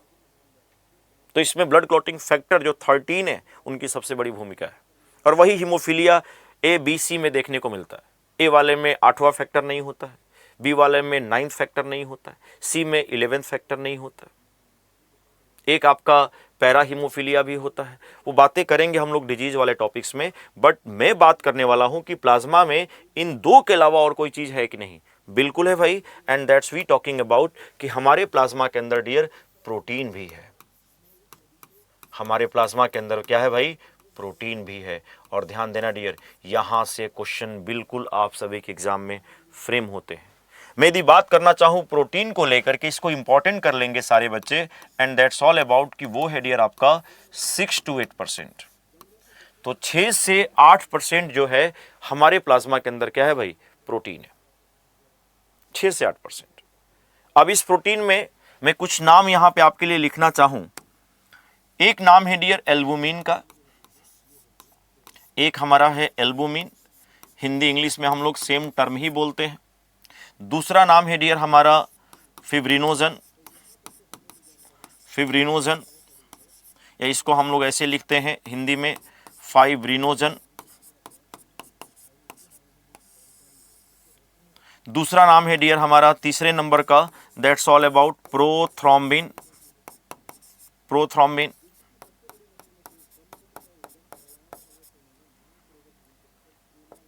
तो ये कहीं ना कहीं प्रोथ्रोम्बिन जो है आपका, जो प्रोथ्रोम्बिन है डियर आपका, ये भी मेंशन कर लेंगे। और एक और मैं यहाँ पे लिखना चाहूँ, एंड दैट्स ऑल अबाउट, कि वो हमारा है ग्लोबुलिन, वो हमारा है ग्लोबुलिन। ये प्रोटीन जो है आप देख पा रहे होंगे 4 है जो मैंने मेंशन किया हुआ है, और इनका परसेंटेज 6 से 8% है। और नो डाउट यहाँ से बहुत लेवल के और वैल्यूएबल क्वेश्चन आपके एग्जाम में देखने को मिलता है डियर, और हमें वहीं पे काम भी करना है जहाँ से क्वेश्चन बनते हैं। अभी कुछ मिनट पहले मैंने आपसे क्वेश्चन पूछा था कि भाई कौन सा विटामिन से that's play a vital role in blood clotting, थक्का जमने में सबसे अहम भूमिका निभाता है, और सबकी ओर से राइट आंसर कमेंट भी आया कि sir that's name is vitamin के। मैंने कहा कि चलो भाई मैं स्विच कर रहा हूँ क्वेश्चन को, और मैं विटामिन के जगह मिनरल्स का जिक्र किया, तो फिर वो भी right answer that's all about कि वो हमारा कैल्शियम है। और मैंने दिखाया भी कैसे ब्लड क्लॉटिंग कैल्शियम करा रहा है। एक बार क्वेश्चन पूछा गया था, एक बार क्वेश्चन यही पूछा गया था कि प्रोथ्रोम्बिन को थ्रोम्बिन में कौन कन्वर्ट करता है, क्या वो विटामिन के करता है या कैल्शियम करता है, तो कैल्शियम करता है। या थ्रोम्बिन फिब्रिनोजेन को फिब्रिन में कौन कन्वर्ट करता है, तो फिब्रिनोजेन को फिब्रिन में कन्वर्ट करने वाला कौन है भाई, थ्रोम्बिन है और कैल्शियम है, यही तो कर रहा है। तो मेरा कहने का मतलब यह है कि मैं मान लो क्वेश्चन की ओर मूव कर रहा हूं, और मैं आपसे बोलना चाहूं कि भाई इनमें से 4 प्रोटीन है, कौन सा प्रोटीन ब्लड क्लॉट कराएगा, तो बिल्कुल हम इन दोनों पे क्लिक करना चाहेंगे dear, and that's all about, वो हमारा है फिब्रिनोजेन और प्रोथ्रोम्बिन। मैं जरूर यहाँ पे लिखना चाहूँ हेल्प इन ब्लड क्लॉटिंग, रुधिर के थक्का बनने में सहायक, रुधिर के थक्का बनने में सहायक। इस पॉइंट को बिल्कुल हाईलाइट कर लेंगे सारे बच्चे, it's framed as a question, रुधिर के थक्का बनने में, है ना, बनने में सहायक या बनाने में सहायक, दैट्स ऑल अबाउट कि वो हमारा जो है वो फाइब्रिनोजेन भी है और प्रोथ्रोम्बिन भी है। आपने देखा प्रोथ्रोम्बिन को प्रोथ्रोम्बिन एक्टिवेटर और कैल्शियम ने थ्रोम्बिन में कन्वर्ट किया, और वो थ्रोम्बिन फिब्रिनोजेन को फिब्रिन में कन्वर्ट किया कैल्शियम के प्रेजेंस में, और वही फिब्रिन कहीं ना कहीं डियर ब्लड क्लॉट कराया। तो ये दोनों प्रोटीन ब्लड क्लॉटिंग में हेल्प करते हैं, और यदि एग्जाम में प्रोटीन का जिक्र कर दे तो we have to focus on that कि इन्हीं 2 प्रोटीन पे हमें ज़्यादा इंपैक्ट, ज़्यादा चर्चा करना है। लेकिन यदि आपके एग्जाम में क्वेश्चन बनता है कि which proteins that's present bulk amount in our plasma, in our blood, तो आपके रुधिर में सबसे अधिक मात्रा में कोई है, ध्यान देना, वो डियर एल्बुमिन है। मतलब जो 6 से 8% है, 7% के नियर अबाउट, उस 7 में 4% अकेले कौन है, एल्बुमिन है। 4% अकेले यही है, बाकी 3 में ये सारे हैं, और 3 में सबसे कम आपका ये है प्रोथ्रोम्बिन। जो बीच में आएगा इसके बाद नंबर किसका आएगा भाई, ग्लोबुलिन का ही आएगा। मतलब 7%, 6 से 8 मैंने मेंशन किया, तो मेरा कहने का मतलब है कि 5%, 4% खुद एल्बुमिन है, लगभग 57 से 60% नियर अबाउट ये एल्बुमिन ही है सबसे अधिक मात्रा में। अच्छा, मान लो मैंने अभी आपसे कहा कि ब्लड में सबसे हाईएस्ट अमाउंट में कौन सा प्रोटीन है, एंड दैट्स ऑल अबाउट आपने कहा एल्बुमिन। मान लो मैं आपसे ये पूछता कि हमारे शरीर में सबसे अधिक मात्रा में कौन सा प्रोटीन है, आई एम नॉट से blood, I am say about body. तो शरीर में सबसे अधिक मात्रा में जो पाया जाता है डियर, ये नाम आप जरूर सुने होंगे, and that's name is collagen. ये कोलेजन प्रोटीन जो है डियर कहीं ना कहीं हमारे बॉडी के अंदर बल्क अमाउंट में देखने को मिलता है। तो फिर ये एल्बुमिन करता क्या है भाई, हमारे बॉडी के सारे प्रोटीन कहां बनते हैं, हमारे बॉडी के सारे प्रोटीन बनते लीवर में हैं, और डाइजेशन में पढ़ेंगे हम लोग। एक ट्रांस अमाइनेशन प्रक्रिया होती है जो लीवर प्रोटीन बनाता है, सिर्फ एंटीबॉडी को छोड़कर। एंटीबॉडी भी प्रोटीन होते हैं, लेकिन वो हमारे लीवर में नहीं बनता, वो हमारे बोन मैरो अस्थि मज्जा में बनते हैं। तो बॉडी के सारे प्रोटीन बनाता है लीवर एक्सेप्ट एंटीबॉडी। तो ये एल्बुमिन कहां बनेगा, हमारे लीवर में ही बनेगा। तो फिर ये करता क्या है भाई, इसका रोल क्या है एल्बुमिन का।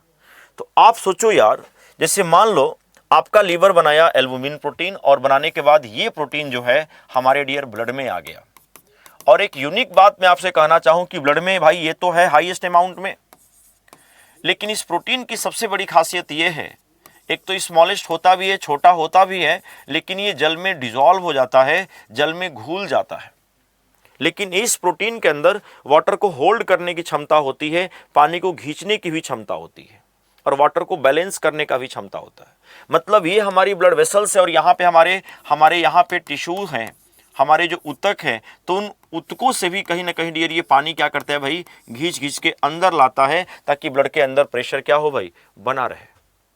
ये वाटर को होल्ड करने वाला, वाटर को अटैच करने वाला प्रोटीन है, और ये तो पता है कि भाई ये वाटर सॉल्युबल प्रोटीन है। कौन? एल्बुमिन। तो अक्सर देखा होगा आपने, यदि किसी व्यक्ति का किडनी फेल हो जाता है, तो किडनी फेलियर वालों में देखना होगा आपको, कभी एग्जामिन करिएगा, उनके हाथ पैरों चेहरों में सूजन देखने को मिलता है। ये क्या रीजन है यार? क्योंकि जब किडनी फेलियर कंडीशन में होती है तो आपके यूरिन से भी बल्क अमाउंट में एल्बुमिन प्रोटीन बाहर जाने लगता है। इसलिए देखे होंगे जब भी यूरिन टेस्ट कराया जाता है, ये प्रोटीन जरूर लिख के आता है, और यदि ये प्रोटीन नील है मतलब आपकी किडनी सही से काम कर रही है। नील है तो कभी कभी देखिएगा सिंगल प्लस आ गया तो maybe infection, double plus आ गया तो हाँ भाई सीवियर इन्फेक्शन, लेकिन ट्रिपल प्लस वगैरह आना, 4 प्लस आना दिखाता है किडनी आपकी डैमेज कंडीशन में होती है। और अक्सर देखा होगा आपने, एक बीमारी है नेफ्रोटिक सिंड्रोम, जो अक्सर छोटे बच्चों में देखने को मिलता है। हालांकि इसका भी कोई अज्ञात मेन रीजन नहीं पता चला है, और नेफ्रोटिक सिंड्रोम ये अपने आप ठीक भी हो जाता है, स्टेरॉयड वगैरह की थेरेपी दी जाती है बच्चों को। लेकिन नेफ्रोटिक सिंड्रोम पहचानने का सिंपल तरीका होता है कि जब वो बच्चा रात में सोता है तो अचानक आधी रात में ही सुबह होते होते उसके आंखों के पलकों के ऊपर जो है वो फ्लूइड आके जमा होने जाता है डियर, और फिर वो पलके खोल नहीं पाता है बच्चा।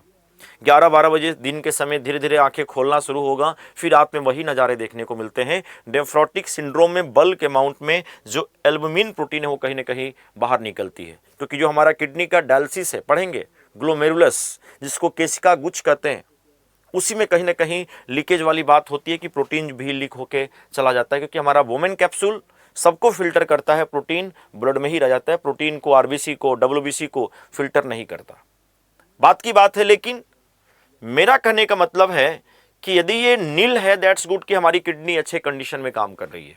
इसलिए अक्सर अंडे का जो व्हाइट पार्ट होता है वो बना होता है एल्बुमिन प्रोटीन का। और आप लोग देखे होंगे कई बार डॉक्टर सजेस्ट करते हैं जो किडनी के मरीज होते हैं कि भाई आपको अपने डाइट में अंडे वगैरह खाना है, क्योंकि अंडे का जो व्हाइट पार्ट है वो कहीं ना कहीं एल्बुमिन प्रोटीन कंटेन करता है, और वो मेंटेन करेगा चीज़ों को लेकर के। तो जो देखे होंगे जो सूजन कंडीशन देखने को मिलता है, उसका इंपैक्ट ये है डियर कि कहीं ना कहीं ये प्रोटीन यूरिन से बाहर जा रहा है, जिसका इंपैक्ट आपके ब्लड में इसकी कमी देखने को मिल रही है। और कमी होने का मतलब है चूंकि ये पानी को होल्ड करता है तो सारा ब्लड का पानी जो है डियर वो लीक होगा। अब सारा जब ब्लड का पानी लीक होगा तो बाहर तो जाएगा नहीं, हमारे टिश्यूज में, हमारे ऊतक में ही क्या होगा भाई, जमा हो जाएगा। और ब्लड का हमारे टिश्यूज में, फ्लूइड का, पानी का हमारे ऊतकों में जमा होना वो कहलाता है डियर एडिमा। इसी को बोलते हैं oedema. Point to be noted, that's a crux point. यानी ये एडिमा कब हुआ, जब हमारे ब्लड में एल्बुमिन की कमी हुई, पानी होल्ड नहीं कर पाया, पानी लीक हुआ, और वो फ्लूइड आ करके हमारे ऊतकों में जमा हुआ। और अगेन मैं रिपीट करना चाहूं कि फ्लूइड का, तरल पदार्थों का ऊतक में आके जमा होना वही एडिमा कहलाता है। मतलब क्लियर हो गया कि एल्बुमिन की कमी होगी तो आपको एडिमा होगा, आपकी बीपी लो भी हो सकती है। और यदि एल्बुमिन ज़्यादा हो गया तो मैक्सिमम पानी को टिश्यूज के अंदर, कभी पानी को खींच के ब्लड के अंदर ला के रख देगा, प्रेशर जनरेट हो जाएगा, बीपी हाई भी हो सकती है। तो ज़्यादा है तो भी ठीक नहीं है, कम है तो भी ठीक नहीं है। लेकिन चूंकि किडनी फेलियर में ये बाहर निकलती है यूरिन से, दैट्स वाई डियर उनके अंदर एडिमा, सूजन भी देखने को मिलता है। मैं सीधे बात कर रहा हूं किसको लेकर के भाई, तो एल्बुमिन को लेकर बात कर रहा हूं। तभी देखे होंगे यदि आपके शरीर में सूजन होता है, डॉक्टर 3 एंगल से आपकी टेस्टिंग करता है। एक तो आपका यूरिन टेस्ट भी करेगा, ये पता लगाने के लिए क्या पता एल्बुमिन बाहर निकल रहा हो। आपका किडनी बिल्कुल ठीक है तो फिर कहेगा एक बार ना लीवर टेस्ट कर लेते हैं, क्योंकि लीवर बनाता है कौन, एल्बुमिन। क्या पता लीवर ही कम बना रहा हो, और लीवर भी फंक्शन काम सही कर रहा है, तो फिर वो आपका ब्लड टेस्ट करते हैं कि कहीं ब्लड की तो कमी नहीं है आपके अंदर, वो भी टेस्टिंग करके पता लगा लेते हैं, और कोई ना कोई रीजन तो पता चल ही जाता है। हालांकि थायरॉक्सिन की कमी से भी वो जो मिक्सीडीमा वगैरह होता है उसमें भी कहीं ना कहीं त्वचा में सूजन देखने को मिलता है। वो बहुत बातें हैं, हम लोग आगे करेंगे कहीं ना कहीं। लेकिन यदि मैं एग्जाम के पॉइंट ऑफ व्यू से बात करना चाहूँ एल्बुमिन के मेन वर्क क्या है, ये करता क्या है, तो मैं एक शब्द लिखना चाहूँगा डियर कि यह हमारे रुधिर में ऑस्मोटिक बैलेंस काम करता है डियर, जिसको हम ऑस्मो रेगुलेशन भी कहीं ना कहीं लिखा रहता है।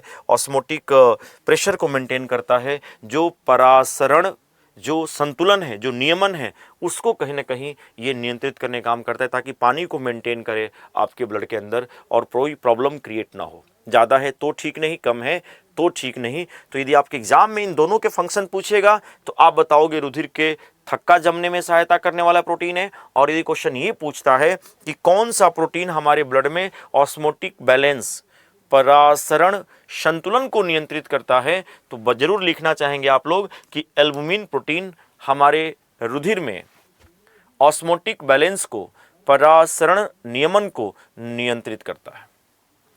मतलब पानी को बिल्कुल मेंटेन करेगा, नहीं रहेगा सारा पानी लीक होगा, लीक होकर के टिश्यूज में आएगा।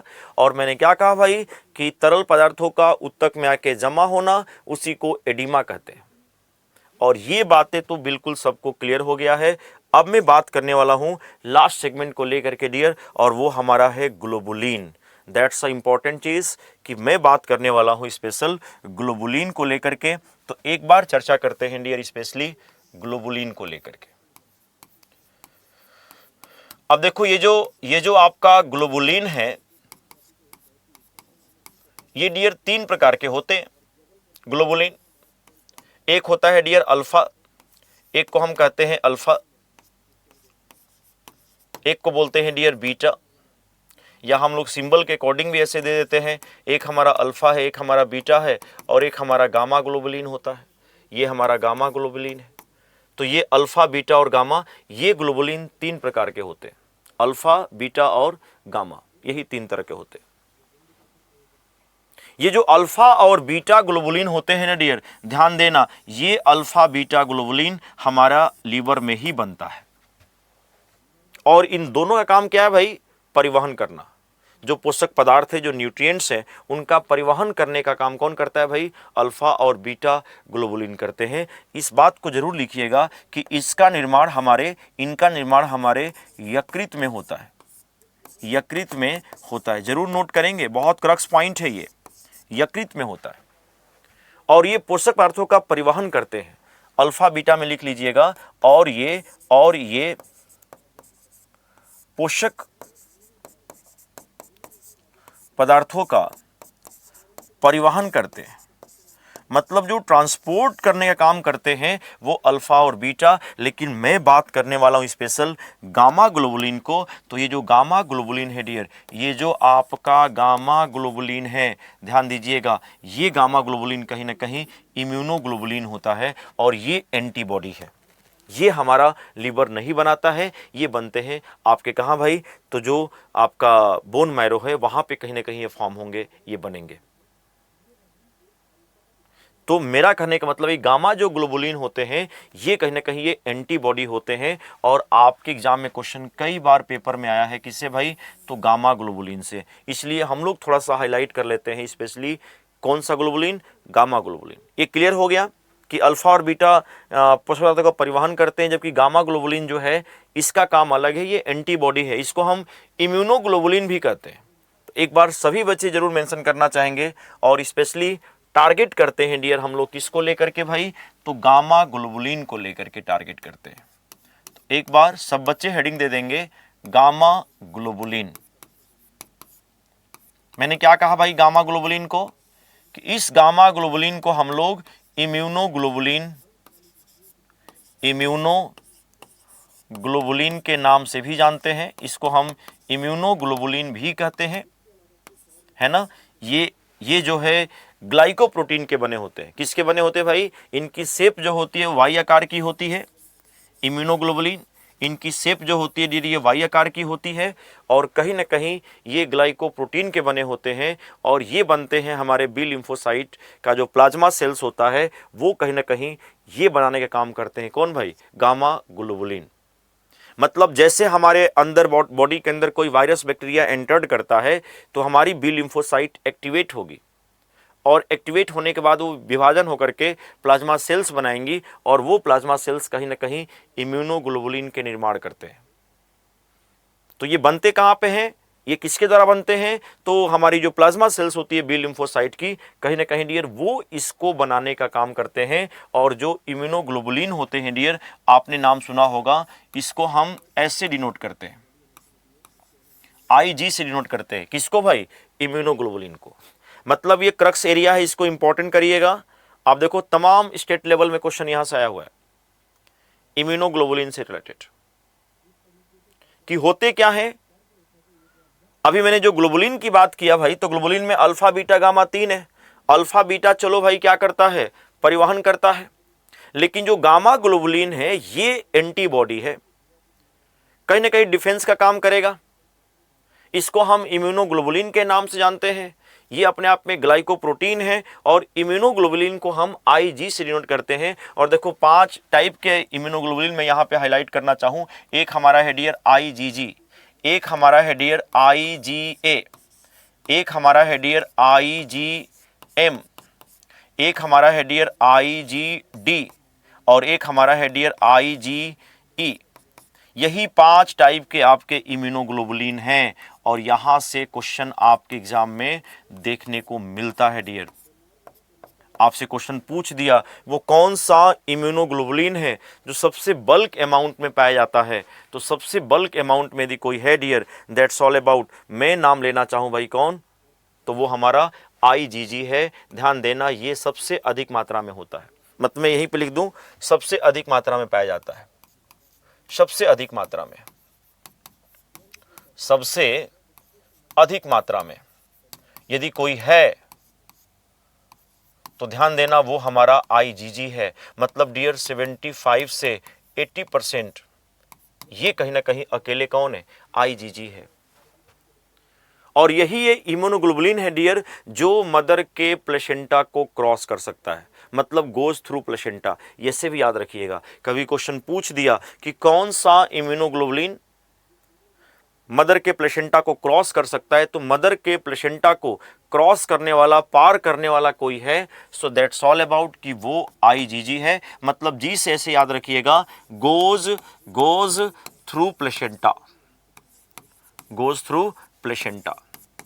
तो ये कहीं ना कहीं डियर प्लेसेंटा के थ्रू पास कर सकता है। और आपने देखा होगा उस एम्ब्रियो को, उस भ्रूण को, जो पैसिव इम्यूनिटी है, जो आपका निष्क्रिय प्रतिरक्षा है, तो निष्क्रिय प्रतिरक्षा ये प्रदान करता है कौन भाई, एम्ब्रियो को IgG। अब यहां से क्वेश्चन बनेगा, पहला क्वेश्चन कि भाई हमारे ब्लड में सबसे ज्यादा मात्रा में कौन सा इम्यूनोग्लोबुलिन है, तो आप कहोगे IgG है। कौन सा इम्यूनोग्लोबुलिन है जो मदर के प्लेसेंटा को पार कर सकता है, प्लेसेंटा जानते हो ना, जच्चा बच्चा को जो कनेक्टेड है, न्यूट्रिशन बच्चे को मिल रहा है, एम्ब्रियो को मिल रहा है, वो प्लेसेंटा क्रॉस करने वाला IgG है। और ध्यान देना ये क्या करता है, तो उस भ्रूण को पैसिव इम्यूनिटी प्रदान करता है। पैसिव इम्यूनिटी मतलब जो हमें बाहर से मिलती है कहीं ना कहीं, हालांकि कम समय के लिए होती हैं, लेकिन ये कहीं ना कहीं उस एम्ब्रियो को इम्यूनिटी प्रदान करने का काम करेगा। तो फिर क्वेश्चन ये बन गया कि भाई हमारे बॉडी में सबसे कम मात्रा में कौन है, हाईएस्ट में तो चलो भाई IgG है। क्वेश्चन ये पूछ दिया कि इनमें से कौन सा इम्यूनोग्लोबुलिन सबसे कम मात्रा में होता है, तो सबसे कम मात्रा में देखो मैं यहाँ पे लास्ट में लिखा भी हूं, वो हमारा IgE है। जरूर लिखिएगा डियर, सबसे कम मात्रा में मतलब मिनिमम जो देखा जाए तो सबसे कम मात्रा में हमारा IgE है। और E कोरिलेट विथ एलर्जी, तो जब एलर्जी रिस्पॉन्स सेगमेंट होता है तो ये कहीं ना कहीं एलर्जी से हमारी रक्षा करता है। जैसे आपने देखा होगा इओसिनोफिलिया वगैरह हो जाता है, लेवल बढ़ जाता है, तो उस केस में ये इम्यूनोग्लोबुलिन कहीं ना कहीं डियर एलर्जी से हमारी रक्षा करेगा। ई से ही कोरिलेट कर लीजिएगा, एलर्जी याद तो रहेगा, सबसे कम यही होता है।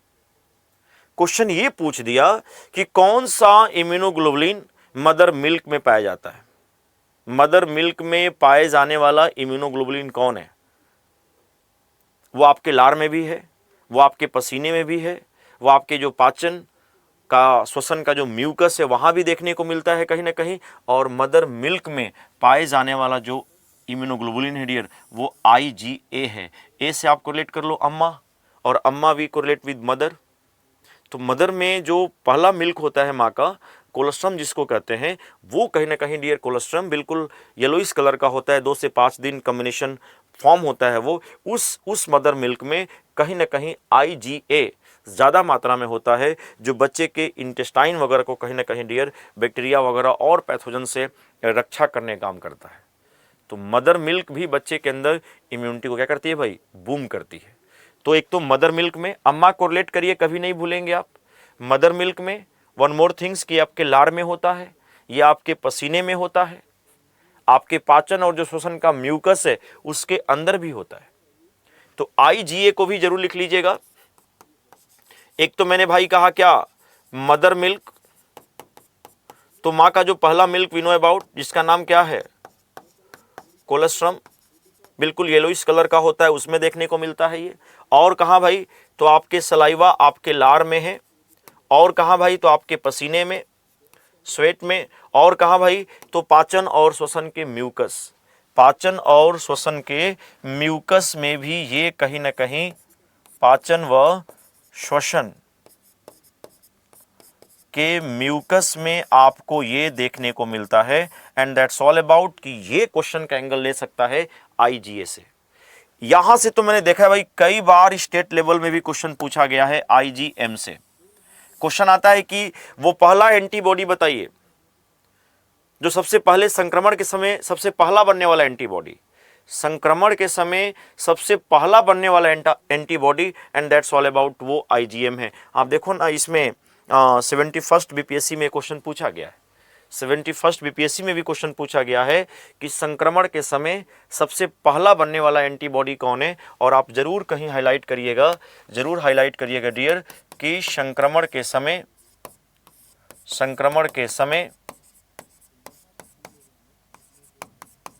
सबसे पहला या सबसे पहले बनने वाला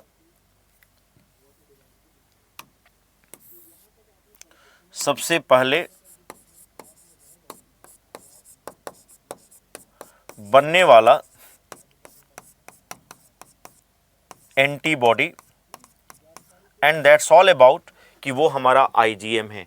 M correlate with mega, size बड़ा होता है। और IgD का फंक्शन उतना अभी क्लियर नहीं है। D फॉर डफर से आप समझ लो, अभी इसका फंक्शन उतना क्लियर नहीं है। डफर द सेंस अभी काम उसका स्पष्ट नहीं है। हालांकि ये आपके B cells as a receptor B cells पे पाए जाते हैं, और B सेल्स को एक्टिवेट करने का काम, सक्रिय करने का काम ये करते हैं कौन, IgD। तो कहीं जरूर लिख लीजिएगा कि यह B सेल रिसेप्टर है, B सेल पे पाए जाते हैं और उसको सक्रिय करता है, उसको एक्टिवेट करता है। लेकिन अभी उतने फंक्शन इसके स्पष्ट नहीं है। और ध्यान देना, यही इम्यूनोग्लोबुलिन बी लिम्फोसाइट के प्लाज्मा सेल्स के द्वारा कहीं ना कहीं क्या होते हैं भाई, फॉर्म होते हैं। जब बी लिम्फोसाइट किसी वायरस बैक्टीरिया से अटैच करता है तो एक्टिवेट होकर के वही प्लाज्मा सेल्स बनाता है, और वही प्लाज्मा सेल्स ये इम्यूनोग्लोबुलिन बनाने का काम करते हैं। तो बी लिम्फोसाइट ब्रैकेट में प्लाज्मा सेल्स दे सकता है, या प्लाज्मा सेल्स ब्रैकेट में बी लिम्फोसाइट देगा। We have to focus on that कि हमारा ये पांचों ही इम्यूनोग्लोबुलिन, दैट्स इंपॉर्टेंट। और ये सब आपका गामा ग्लोबुलिन, इसी को इम्यूनोग्लोबुलिन के नाम से भी जानते हैं। सो इट्स ऑल अबाउट, आप बिल्कुल क्लियर हो गए होंगे इन पांचों के नाम के साथ। सबसे बल्क अमाउंट में IgG। वन मोर थिंग्स कि मदर के प्लेसेंटा को पास करने वाला, मदर मिल्क में, सलाइवा में, पसीने में IgA। मदर मिल्क भाई बच्चे की इम्यूनिटी बूस्ट करती है कहीं ना कहीं। और इंपैक्ट IgM, तो संक्रमण के समय सबसे पहला बनने वाला एंटीबॉडी IgM, और ये एलर्जी में रिस्पॉन्स करेगा IgE, सबसे कम मात्रा में यही है। और IgD मैंने कहा ना, डफर याद रखिए, डफर अभी उतना स्पष्ट नहीं है, लेकिन B सेल्स पे पाए जाते हैं, और B सेल्स को एक्टिवेट करने का काम ये कहीं ना कहीं करते हैं डियर। बाकी आपको पता है, आपके प्लाज्मा के अंदर ग्लूकोज भी है, आपके प्लाज्मा में यूरिया भी है, आपके प्लाज्मा में पोषक पदार्थ भी है। आप दवा लेते हो भी प्लाज्मा के थ्रू जाता है, वेस्ट भी प्लाज्मा के अंदर है। लेकिन जो क्वेश्चन का वेटेज है वो ज़्यादा से ज़्यादा बनेगा कहाँ से भाई, तो प्लाज्मा का जो आपका जल है, जो मिनरल्स हैं और जो प्रोटीन है। और प्रोटीन में तो भाई बहुत क्लासिक लेवल के मैंने क्वेश्चन आज आपको शेयर किया हुआ है, एंड दैट्स ऑल अबाउट कि आपको इसे याद रखना है। एक अच्छी बात मैं आपको बताना चाहूँ कि जब ब्लड से हम लोग सेल्स निकाल देते हैं तो प्लाज्मा बजाता है, और मान लो यदि हम प्लाज्मा से सारे ब्लड क्लॉटिंग फैक्टर हटा दें, जितने सारे रुधिर के थक्का जमने वाले कारक हैं, यदि वो हटा देते हैं तो फिर क्या बचता है? तो सिंपल सी बात है भाई कि यदि प्लाज्मा से सारा ब्लड क्लॉटिंग फैक्टर हटाएंगे, मतलब प्लाज्मा और माइनस में कहना चाहूं क्या भाई, ब्लड क्लॉटिंग फैक्टर, यानी प्लाज्मा से सभी थक्का जमाने वाले कारक हटाने पर बचा हुआ पदार्थ कहलाता है डियर सीरम। उसी को हम लोग सीरम बोलते हैं। उसी को क्या बोलते हैं भाई? सीरम बोलते हैं। मतलब प्लाज्मा से सभी थक्का जमाने वाले बनाने वाले कारक जब हम लोग हटा देते हैं तो बचा हुआ पदार्थ क्या कहलाता है? सीरम। और सीरम का प्रयोग करते हैं हम लोग वैक्सीन के निर्माण में। मतलब serum is used in formation of vaccination. और पहला वैक्सीन आपको पता है गाय के सीरम से बनाया था, एडवर्ड जेनर ने बनाया था, फाउंडर ऑफ वैक्सीन उन्हीं कहा गया। चेचक का नाम सुना होगा आपने, स्मॉल पॉक्स उसी के लिए बनाया था। इसलिए वैक्सीन नाम कैसे पड़ा? तो वैक्सीन नाम पड़ा है डियर, ये लैटिन भाषा जो वैक्सीन है डियर, ये लैटिन भाषा वाका से आया है। किससे आया है? वाका। और गाय को लैटिन भाषा में क्या बोलते हैं? तो गाय को लैटिन भाषा में वाका बोलते हैं, और इसी वाका से क्या आ गया भाई? वैक्सीन। कभी क्वेश्चन आ जाए कि वैक्सीन शब्द किससे संबंधित है और ढेर सारे एनिमल्स का नाम दिया है, तो वी हैव टू फोकस कि वैक्सीन शब्द जो है वो गाय से संबंधित है, वो काऊ से संबंधित है। यानी प्लाज्मा से थक्का जमाने वाले कारक हटा देने पर जो बचता है वो हमारा सीरम कहलाता है। बन सकता है क्वेश्चन, सारा blood clotting factor we have to remove and the remaining substance that is known as serum. तो प्लाज्मा में इतनी समझ आपको विकसित करनी थी, और आई होप ये सारी समझ आप सभी को जरूर क्लियर हो गया होगा। व्हाट टाइम से मैं कहना क्या चाह रहा था, फर्दर प्लाज्मा से रिलेटेड फर्दर आपके और भी कोई सेगमेंट जो हमने चर्चा किया, ये जो मैंने आपको बताया अभी, दैट्स ऑल अबाउट। ये जो मैंने अभी आपसे मेंशन किया है, तो भाई बड़ा क्रक्स से इस पे फोकस करिए रहिएगा। वाई आकार के होते हैं, ग्लाइकोप्रोटीन होते हैं, लेकिन मैक्सिमम जो एरिया है वो डियर इसी सेक्शन से आएगा। और नेक्स्ट डे हम बात करेंगे स्पेशल टारगेट किसको करेंगे भाई? आरबीसी को लेकर करेंगे। हालांकि नेक्स्ट डे हम लोग बात करेंगे प्लाज्मा में यूरिया कितना होता है, प्लाज्मा में ग्लूकोज का अमाउंट कितना होता है, कुछ फैट वगैरह की भी चर्चा करेंगे आने वाले सेशन में। फिर हम लोग बात करेंगे आरबीसी, डब्ल्यूबीसी, वो जो बढ़ जाना कैंसर का जो मैंने आपको स्टेज बताया था। और कैंसर नो डाउट एक नॉर्मल बीमारी होती जा रही है, देख ही रहे हो। आपने देखा होगा भारत देश में एक गैस की दवा भी बिकती है, क्या पता आप इससे अवेयर हो? ये गैस है डियर आपकी रेनिटीडीन करके आती है, एक रेनिटीडीन करके गैस की दवा आती है। और सोचने वाली बात है डियर कि इस गैस की दवा को अमेरिका वगैरह में हर जगह वर्ल्ड में इसको बैन किया गया है। आपने देखा होगा एसीलॉक और जेंटेक नाम से कहीं ना कहीं दवा बिकती है। और रेनिटीडीन दवा के अंदर मैं आपसे कहना चाहूँ एनडीएमए, तो एनडीएमए नामक जो है रसायन मिला है, जिसका पूरा नाम मैं आपको यहाँ पे हाईलाइट कर दूँ, जिसका पूरा नाम है डियर नाइट्रोसोडी मेथिल अमीन नाम है इसका। और ये नाइट्रोसोडी मेथिल अमीन जो है दैट्स आर कार्सिनोजेनिक नेचर, ये कहीं ना कहीं कैंसर नेचर का है। और अक्सर देखा होगा आपने, जब हमने रेनिटीडीन को लंबे समय तक स्टोर करके रखा तो कहीं ना कहीं ये रसायन बनता है, और ये रसायन कैंसर नेचर का है। भारत में तो अभी इसको हाईलाइट किया गया है कि भाई अभी इस पे जो है काम किया जा रहा है, लेकिन ranitidine that's create cancer, carcinogenic nature का है। और आप कोई भी दवा, मान लो आपने 2025 का कोई मैन्युफैक्चरिंग दवा लिया तो 28-29 तक तो रहता ही रहता है उसका यूजेबल, है ना? तो कहीं ना कहीं एक्सपायरी डेट लंबा रहता है, 3 साल 4 साल का रहता है। तो उस इम्पैक्ट में ये लंबे समय तक रहेगा स्टोर, तो ये रसायन बनाएगा, और ये रसायन कहीं ना कहीं कैंसर क्रिएट कर रहा है।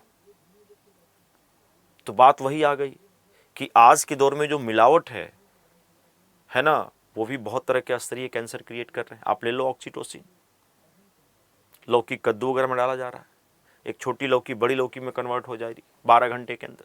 दूध निकालने के लिए भी ऑक्सीटोसिन का प्रयोग कर रहे हैं, and oxytocin that's create cancer.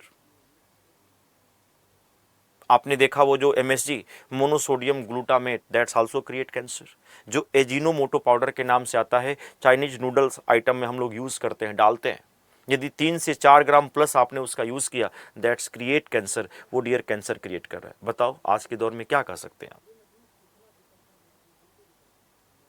तो तमाम बातों पे हम लोग आने वाले सेशन में चर्चा करेंगे। ठीक है, आज हमारा सेशन इतना ही रहेगा और हमने प्लाज्मा को भी आज टारगेट कर लिया। आने वाले सेशन में इस पे हम लोग और बात करने वाले हैं। तो आई होप बिल्कुल सबको क्लियर हो गया है। ग्लोबुलिन में बस याद रखिएगा कि ग्लोबुलिन डिफेंस मैकेनिज्म का काम करता है। ये काम करता है डियर डिफेंस मैकेनिज्म, रक्षात्मक कार्य करता है। तो डिफेंस मैकेनिज्म का जो काम करता है, जो रक्षात्मक कार्य करता है, क्योंकि आपने देखा अल्फ़ा और बीटा तो भाई परिवहन करते हैं, लेकिन जो गामा ग्लोबुलिन है जिसको हमने एंटीबॉडी नाम दिया है ना, जो बी लिम्फोसाइट प्लाज्मा सेल्स के द्वारा कहीं ना कहीं क्या होती है भाई, बनती है। ये गामा ग्लोबुलिन वो 5 जो मैंने टाइप बताया है, सबसे कम है, सबसे अधिक कौन है, मदर मिल्क में कौन है, सलाइवा में कौन है ना, सबसे पहला कौन बनता है एंटीबॉडी बनने वाला, संक्रमण के समय सबसे पहला बनने वाला। ये तमाम बातों पे आप लोग बिल्कुल फोकस करिएगा। और मैं अगेन रिपीट करना चाहूँ कि हमें डायनेमिक होकर के, कंसेप्चुअल होकर के और कहीं ना कहीं क्वालिटी ओरिएंटेड स्टडी करने की आवश्यकता है, ताकि हम मैक्सिमम क्वेश्चन को आंसर में कन्वर्ट कर पाए। ठीक है, फिर मिलते हैं नेक्स्ट डे। ओके।